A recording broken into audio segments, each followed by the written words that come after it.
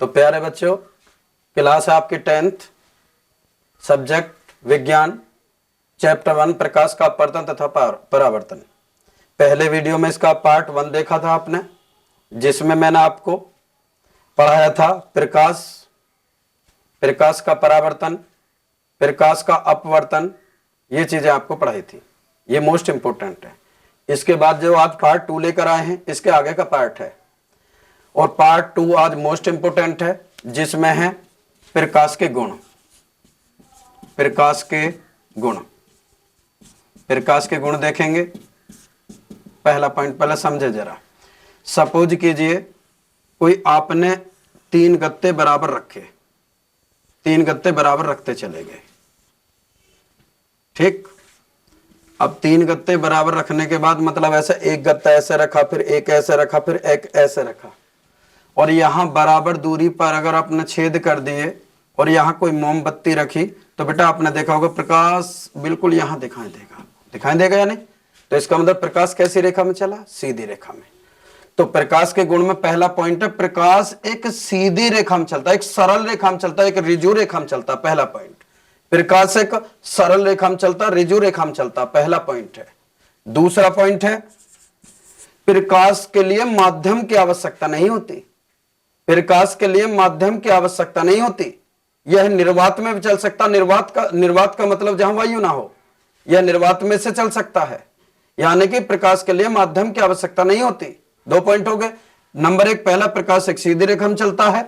Number 2, प्रकाश के चलने के लिए माध्यम की आवश्यकता नहीं होती, अर्थात प्रकाश निर्वात में से भी होकर चल सकता है। तीसरा पॉइंट, प्रकाश में निर्वात की चाल जहां वायु ना हो, इसकी चाल पहले बताई थी 3 गुणा 10⁸ मीटर प्रति सेकंड होती है, यानी कि 1 सेकंड में इतना चलता है प्रकाश।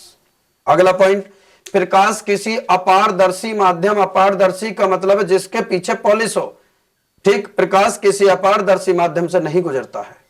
तो पहला पॉइंट था प्रकाश एक सीधी रेखा में अर्थात सरल रेखा में चलता है। प्रकाश के लिए माध्यम की आवश्यकता नहीं होती, अर्थात निर्वात में भी होकर चल सकता है जहां वायु ना हो। प्रकाश की निर्वात में चाल 3 × 10⁸ मीटर प्रति सेकंड होती है। प्रकाश किसी अपारदर्शी माध्यम से, किसी प्रकाश अपारदर्शी माध्यम से नहीं गुजरता है, ठीक। और प्रकाश का किसी पॉलिशदार पृष्ठ से सदैव परावर्तन होता है, प्रकाश वापस लौट जाता है। श्वेत प्रकाश में 7 रंग होते हैं, विबग्योर, ये वाला, V for violet, indigo, blue, green, yellow, orange और रेड। समझ आया? तो प्रकाश एक सीधी रेखा में चलता है, एक सरल रेखा में चलता है। प्रकाश के लिए माध्यम की आवश्यकता नहीं होती, अर्थात यह निर्वात में भी होकर चल सकता है। प्रकाश की निर्वात में चाल 3 × 10⁸ मीटर प्रति सेकंड होती है। अगला पॉइंट, प्रकाश किसी अपारदर्शी माध्यम से नहीं गुजरता है, आर पार उसके नहीं होता है। प्रकाश श्वेत प्रकाश में 7 रंग होते हैं, VIBGYOR, violet, indigo, blue, green, yellow, orange और रेड, ठीक। अब चलते हैं मोस्ट इंपोर्टेंट गोलीय दर्पण। बेटा फिर देख लीजिए प्रकाश के गुण। मैंने एक एग्जाम्पल लेकर बताया आपको, प्रकाश एक सीधी रेखा में अर्थात एक सरल रेखा में, रिजु रेखा में चलता है।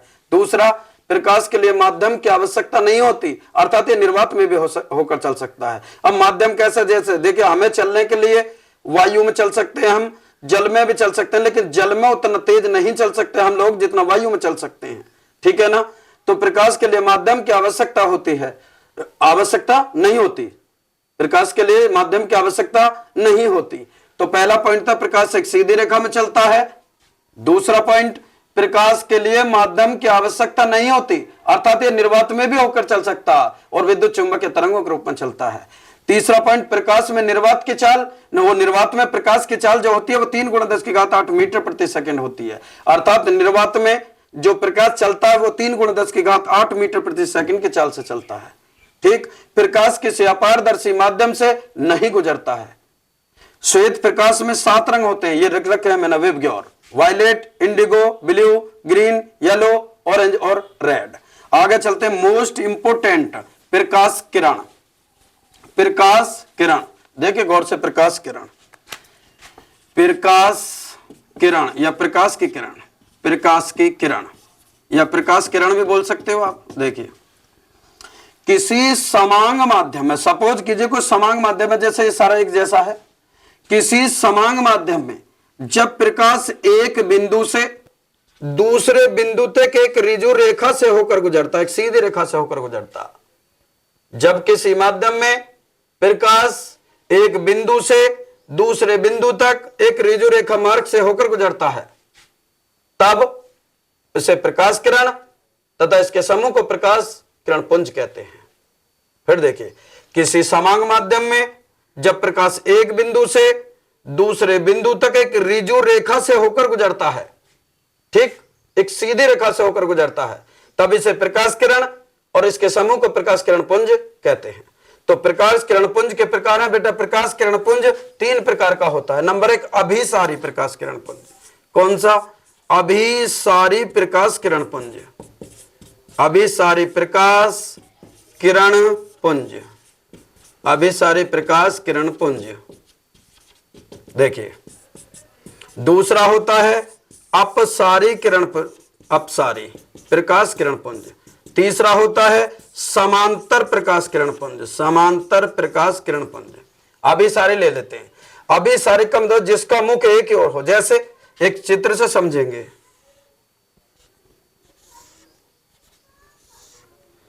आपतित कमजोर जो प्रकाश पड़ रही है उन्हें आपतित बोलते हैं। अब देखिए, आपतित प्रकाश ये भी इसी पॉइंट पर मिले, ये भी इसी एक ही पॉइंट पर मिल रही सब।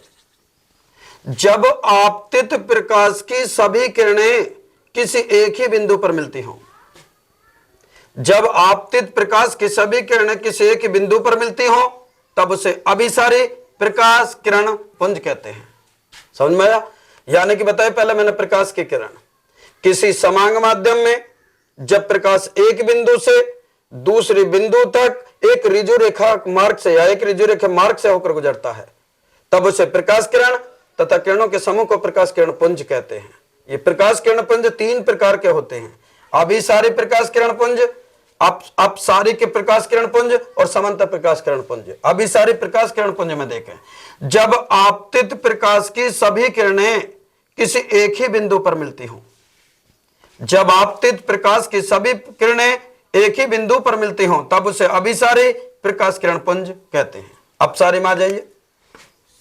जब प्रकाश की सभी किरणें, जितनी भी किरणें हैं, किसी एक ही बिंदु से आती हुई प्रतीत हो, जब प्रकाश की सभी किरणें किसी एक ही बिंदु से आती हुई प्रतीत हो, निकलती हुई प्रतीत हो, तब उसे अपसारी प्रकाश किरण पुंज कहते हैं। समांतर प्रकाश किरण पुंज पर चलते हैं। जब प्रकाश की सभी किरणें कभी भी एक दूसरे से नहीं मिलती हैं, यह देखिए ये चित्र, जब प्रकाश की सभी किरणें कभी भी एक दूसरे से ना मिले या कभी भी एक दूसरे से नहीं मिलती हैं, अर्थात एक दूसरे के समांतर होती हैं, तब उसे समांतर प्रकाश किरण पुंज कहते हैं। क्लियर? ये चित्र उसका है। तो मैंने बताई थी पहले, आपको रिपीट कर रहा हूं, पहले बताया था मैंने आपको प्रकाश का गुण, प्रकाश के गुण बताए थे, प्रकाश की विशेषताएं। नंबर 1 बताया था प्रकाश एक ऋजु रेखा अर्थात सीधी रेखा में चलता है। दूसरा बताया था प्रकाश के लिए माध्यम की आवश्यकता नहीं होती, अर्थात निर्वात में भी होकर चल सकता है। तीसरा बताया था प्रकाश की निर्वात में चाल 3 × 10⁸ मीटर प्रति सेकंड होती है। चौथा पॉइंट बताया था प्रकाश किसी अपारदर्शी माध्यम से नहीं गुजरता है। ठीक, प्रकाश श्वेत प्रकाश में 7 रंग होते हैं, वेब वाला बताया था, वो तो प्रकाश के गुण या विशेषताएं। फिर बताई मैंने प्रकाश की किरण या प्रकाश किरण। प्रकाश की किरण के 2 प्रकाश किरण एक ही बात है। तो किसी समांग माध्यम में जब प्रकाश एक बिंदु से दूसरे बिंदु तक एक ऋजु रेखा मार्ग से होकर गुजरता है, एक सीधे मार्ग से होकर गुजरता है, तब उसे प्रकाश किरण या उसके समूह को प्रकाश किरण पुंज कहते हैं। प्रकाश किरण पुंज 3 प्रकार का होता है। अभिसारी प्रकाश किरण पुंज, अपसारी प्रकाश किरण पुंज, समांतर प्रकाश किरण पुंज। पहले देखिए अभिसारी प्रकाश किरण पुंज, जब आपतित प्रकाश की सभी किरणें किसी एक ही बिंदु पर मिलती हैं, तब उसे अभिसारी प्रकाश किरण पुंज कहते हैं। क्लियर? फिर बताया अपसारी, जब प्रकाश की सभी किरणें किसी एक ही बिंदु से आती हुई प्रतीत हो, किसी एक बिंदु से निकलती हुई प्रतीत हो रही हो, तब उसे अपसारी प्रकाश किरण पुंज कहते हैं। फिर आया समांतर प्रकाश किरण पुंज, जब प्रकाश की सभी किरणें कभी भी एक दूसरे से नहीं मिलती हैं, यानी कि प्रकाश की सभी किरणें, जब प्रकाश की सभी किरणें कभी भी एक दूसरे से न मिले, एक दूसरे से कभी भी ना मिलती हो, अर्थात एक दूसरे के समांतर हो, तब उसे समांतर प्रकाश किरण पुंज कहते हैं। अब देखते हैं मोस्ट इंपोर्टेंट गोलीय दर्पण। सबसे ज्यादा बालकों को दिक्कत बच्चों इसी में आती है तुम लोगों को, दर्पण के बारे में समझने में, क्योंकि इस पर आधारित प्रश्न है, सिद्धियां आती हैं। अब देखेंगे गोलीय दर्पण। गोलीय दर्पण, गोलीय दर्पण में देखिए एक चित्र देखेंगे पहले।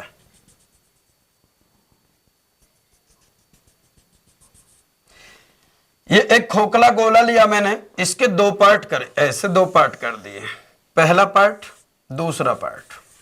इसके एक तल पर हमने पारे या चांदी की कलई करी, कलई करके उसके ऊपर आयरन ऑक्साइड का लाल पेंट कर दिया। क्या करी इस पे? कलई, कलई करी, इसके ऊपर आयरन ऑक्साइड, किसका? आयरन ऑक्साइड का लाल पेंट कर दिया। ठीक, तो ये जो बच्चा कांच का, ये परावर्तक तल कहलाएगा। कौन सा? परावर्तक तल। ठीक, अब इसके पीछे पॉलिश करिए, हम इसके अंदर कर सकते हैं। तो इसके दो पार्ट बने, दो प्रकार बनना, समझ में आई? पहले देखिए, एक कांच का एक खोखला गोला लिया हमने, उसके दो पार्ट करे, उसके एक तल पर पारे या चांदी की कलई करके उसके ऊपर आयरन ऑक्साइड का लाल पेंट कर दिया, आयरन ऑक्साइड का लाल पेंट कर दिया। तो जो दूसरा अंदर वाला तल बचा वो परावर्तक तल रहेगा, क्योंकि कांच का। यहां कलई करी, इसके अंदर वाले पृष्ठ पर कलई करे, तो एक तो ये तल हो गया, एक ये तल हुआ। ये तो है दबा हुआ, क्या है? दबा हुआ, दबा हुआ। और ये क्या है? उभरा हुआ। क्या है ये? उभरा हुआ, उभरा हुआ तल, उभरा हुआ तल। कौन सा? परावर्तक तल, परावर्तक तल। अब सुनिए गोलीय दर्पण की परिभाषा। गोलीय दर्पण, गोलीय दर्पण कांच का, कांच के एक खोखले गोले का कटा हुआ वह भाग है। गोलीय दर्पण कांच के खोखले गोले का कटा हुआ वह भाग है जिसके एक तल पर पारे या चांदी की कलई करके उसके ऊपर आयरन ऑक्साइड का लाल पेंट कर दिया जाता है, तथा दूसरा तल परावर्तक तल होता है। फिर देखिए, गोलीय दर्पण कांच के खोखले गोले का कटा हुआ वह भाग होता है जिसके एक तल पर पारे या चांदी की कलई करके उसके ऊपर आयरन ऑक्साइड का लाल पेंट कर दिया जाता है, तथा दूसरा तल परावर्तक तल होता है।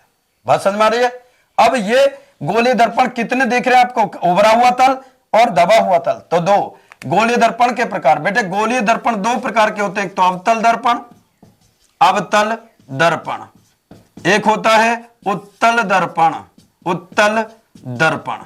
तो दो प्रकार के बने, एक गोलीय अवतल दर्पण, एक गोलीय अवतल दर्पण, एक गोलीय उत्तल दर्पण। अवतल दर्पण के बारे में सुनेंगे। अवतल दर्पण देखिए, वह गोलीय दर्पण जिसका परावर्तक तल दबा हुआ होता, अंदर की ओर धंसा हो।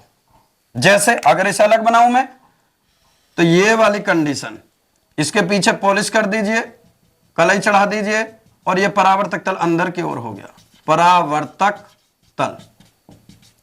तो वह गोलीय दर्पण जिसका परावर्तक तल अंदर की ओर धंसा हुआ होता, अवतल दर्पण कहलाता। इसमें आ जाइए, कौन सा? दूसरा उत्तल दर्पण। उत्तल दर्पण में देखिए कंडीशन, उत्तल दर्पण में ये है, मान लो ये वाली कंडीशन बनाओ आप, इसके पीछे पॉलिश कर दो, तो ये कौन सा है? परावर्तक तल, परावर्तक तल।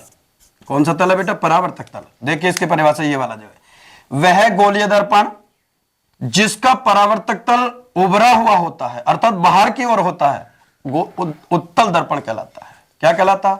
उत्तल दर्पण। क्लियर हो रहा होगा? फिर देखिए एक बार, गोलीय दर्पण ले लेते हैं पहले। गोलीय दर्पण कांच के खोखले गोले का कटा हुआ वह भाग होता है, काट दिया ना बीच में से। गोलीय दर्पण कांच के खोखले गोले का कटा हुआ वह भाग होता है जिसके एक तल पर पारे चांदी की कलई करके उसके ऊपर आयरन ऑक्साइड का लाल पेंट कर दिया जाता है। ठीक, और दूसरा तल परावर्तक तल होता। तो इस चित्र में देखा आपने, एक दबा हुआ तल है और एक उभरा हुआ परावर्तक तल है। तो इसलिए गोलीय दर्पण दो प्रकार के बने, अवतल दर्पण और उत्तल दर्पण। अवतल दर्पण समझिए, अवतल दर्पण यह है, वह गोलीय दर्पण जिसका परावर्तक तल धंसा हुआ होता, अंदर की ओर धंसा हुआ होता है, तो अवतल दर्पण कहलाता है। ठीक, उत्तल दर्पण, वह गोलीय दर्पण जिसका परावर्तक तल उभरा हुआ होता, अर्थात बाहर की ओर होता है, उत्तल दर्पण कहलाता है। यदि प्रैक्टिकल वेव में मैं आपको समझाऊं, आपको दर्पण दे दिए जाए दोनों प्रकार के, तो देखिए अगर तुम छू के देखोगे अंदर की ओर, जैसे ये हाथ दबा हुआ है, हथेली दबी हुई है यहां, तो ये अवतल दर्पण। और यदि ये वाला पृष्ठ ऊपर की ओर, कांच वाला जो होता, जो परावर्तक होता, ऊपर की ओर उभरा हो और लाल वाला अंदर की ओर धसा हुआ, तो उत्तल दर्पण। कौन सा? उत्तल दर्पण। पहचान सकते हो आप, उसे हाथ से देखिए, स्पर्श कीजिए, अगर भी कांच वाला जो पृष्ठ है वो नीचे दबा हो तो अवतल दर्पण, यदि उभरा हुआ हो तो उत्तल दर्पण। मैं समझता हूं यहां तक समझ में आ गया होगा। आगे देखते हैं।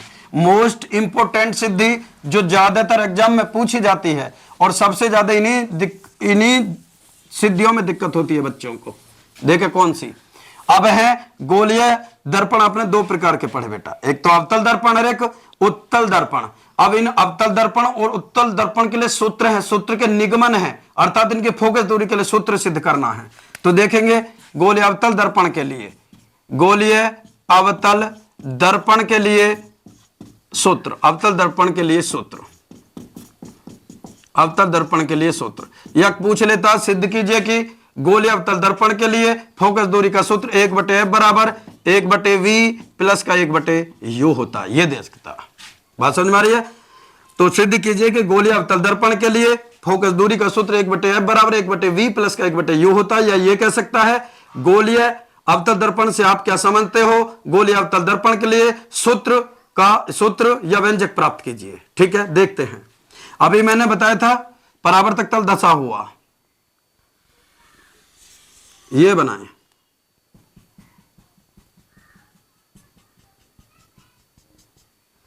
M1 M2, इसको एक मैंने नाम दिया। एक और बच्चों, जब आप प्रकार रखोगे और ऐसे घुमाओगे तो जिस पॉइंट पर रखोगे वो C बनेगा। क्या बनता है वो पॉइंट? C। मान लिया मैंने C पॉइंट। अब इस C को सीधी रेखा से मिलाइए, जहां ये दर्पण को स्पर्श करेगा उसे ध्रुव बोलोगे, पोल। ये P बन गया। बात समझ में? पहले इतना ही बनाए आप और इतना ही लिखें। देखिए माना M1 M2 एक अवतल दर्पण है जिसका वक्रता केंद्र C तथा ध्रुव P है। फिर देखिए आपने यहां प्रकार रखी, ऐसा घुमाया, जिस पॉइंट पर रखा उसका C, इस पॉइंट को सीधी रेखा इससे टच होती हुई एक सीधी रेखा मिले, जिसको स्पर्श करेगा वो ध्रुव कहलाएगा, पोल। अब ये जो PC एक रेखा देख रहे हो आप, ये मुख्य अक्ष है, इसके क्या है? मुख्य अक्ष। तो माना M1 M2 एक अवतल दर्पण है जिसका ध्रुव P तथा वक्रता केंद्र C है।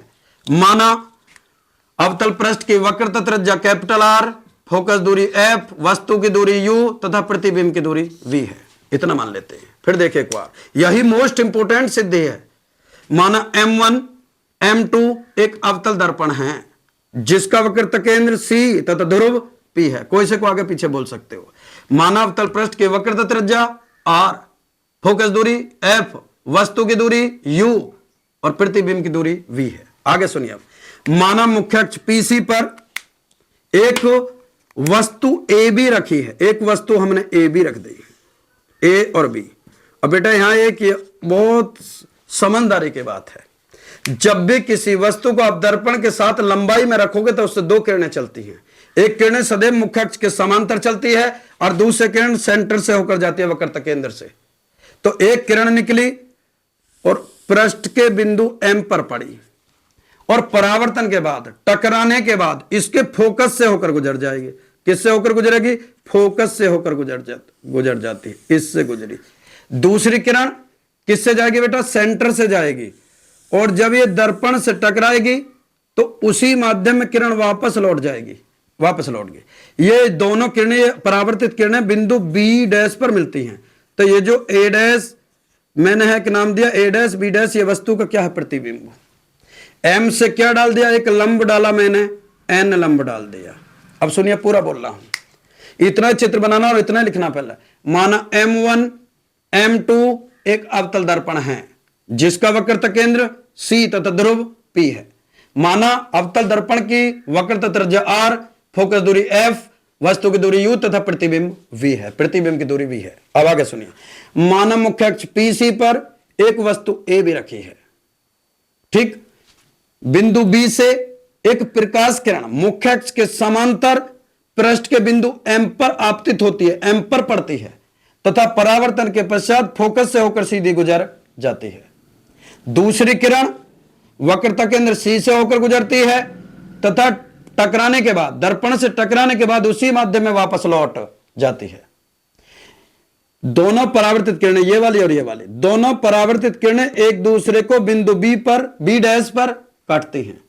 इस प्रकार ए डैश बी डैश वस्तु ए बी का प्रतिबिंब होगा। बात समझ में आई?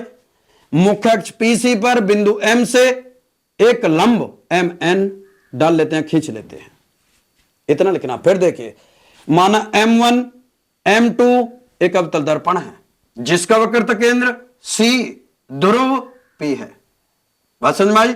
अब माना अवतल पृष्ठ की अवतल दर्पण की वक्रता त्रिज्या R, फोकस दूरी F, वस्तु की दूरी U तथा प्रतिबिंब की दूरी V है।